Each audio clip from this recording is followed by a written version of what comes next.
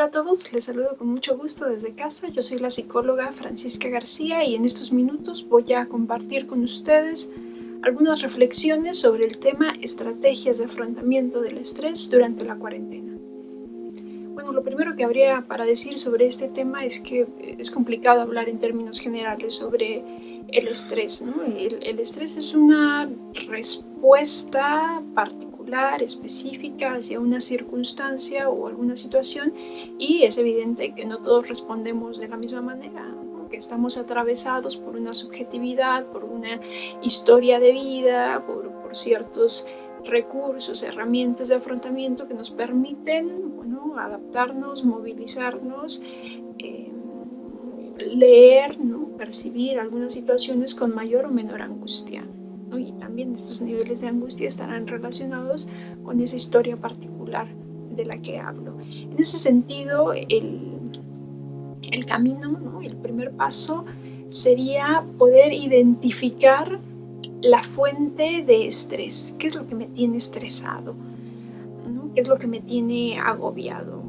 Y esto a veces puede ser muy obvio, pero a veces puede ser confuso, ¿no? Si yo trato de resolver esta situación, estaré mucho más cerca de poder generar estrategias, de poder generar soluciones que me ayuden a lidiar con la circunstancia, no siempre a resolver, a veces nada más a eso, a lidiar y poder afrontarlo irá como un proceso disminuyendo o equilibrando este nivel de angustia. La angustia es una respuesta natural, pues no hay que agobiarnos tampoco por experimentarla. Está bien de repente sentirnos rebasados, avasallados, pero bueno, le doy un lugar a esas sensaciones y me permito pensar qué puedo hacer al respecto. Todos tenemos recursos para ello.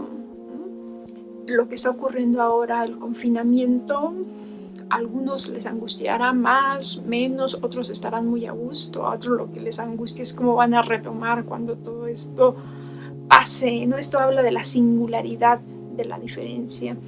Lo que yo sí diría es que no nos conviene pelearnos con la realidad, ¿no? Porque ahí se va muchísimo gasto de energía. La realidad ahí está dada, no es en mi contra, no es en contra de nadie en particular. ¿Qué voy a hacer con esto? ¿Y cómo me adapto? Bueno, pues será una clave, ¿no? Muchos están muy apresurados por volver a cierta normalidad y no sabemos realmente, ¿no? Hay que pensar más bien cuál es mi capacidad para irme adaptando a ciertas circunstancias.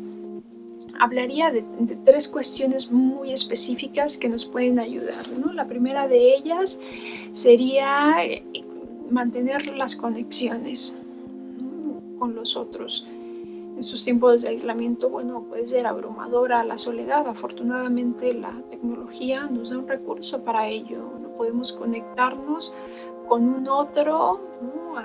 Encararlo, hacerle frente a este otro, por ahora de manera virtual, pero sirve, ¿no? Sirve y alivia mucho, diría yo. Ser escuchado, escuchar, intercambiar, bueno, está en nuestra naturaleza. Algunos lo necesitarán en más medida, otros menos, ¿no? Se vale, pues también, no lo que te digan afuera, ¿no? Lo que tú sientas que tú necesitas y bueno, tratar de írtelo procurando, ¿no? En la medida que lo requieras.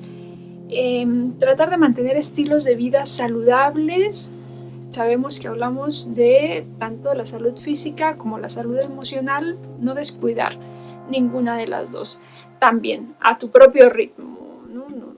No es receta de cocina esto, sino es poner en contacto contigo mismo. Y 3, bueno, que si en algún momento te sientes rebasado, ahí está la ayuda profesional, que ahora por vía de la tecnología también está muy presente. Bueno, a todos nos puede pasar que en algún momento la angustia sea demasiada, pero bueno, el recurso también está ahí, ¿no? Gracias.